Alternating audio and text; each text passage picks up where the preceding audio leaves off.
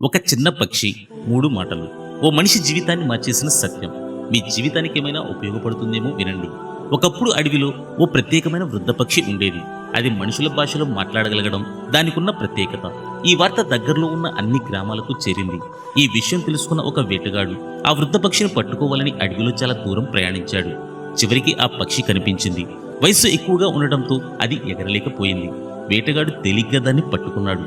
అప్పుడు ఆ వృద్ధ పక్షి, నన్ను విడిచిపెట్టు, నా స్వరానికి మాధుర్యం పోయింది, పాటలు కూడా పాడలేను, నన్ను పట్టుకుని నువ్వు ఏం చేస్తావు అని అడిగింది.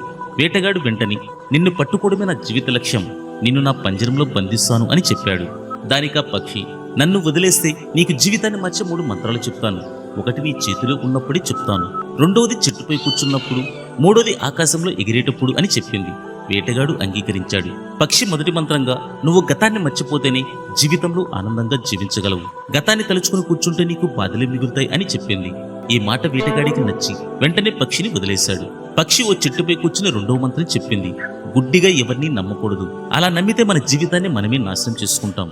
ఆకాశంలోకి ఎగురుతూ మూడో మాట చెప్పే ముందు ఇలా అంది, నేను నీకు చాలా నష్టం కలిగించాను, నా కడుపులో విలువైన వజ్రాలున్నాయి, నన్ను తీసుకెళ్లుంటే గొప్ప ధనవంతుడివి అయ్యేవాడివి అని చెప్పింది.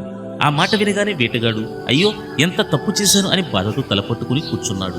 పక్షి నవ్వుతూ, ఏంటి ఇంతలోనే నేను చెప్పిన 2 మంత్రాలు మర్చిపోయావా? గతాన్ని మర్చిపోవాలి అన్నాను, అలాగే గుడ్డిగా ఎవరిని నమ్మకూడదు అని. ఇంత చిన్న పక్షి కడుపులో వజ్రాలుంటాయా, నన్ను ఎంత గుడ్డిగా నమ్మావు అని అంది. దాంతో వేటగాడు 3వ మంత్రం అడిగాడు.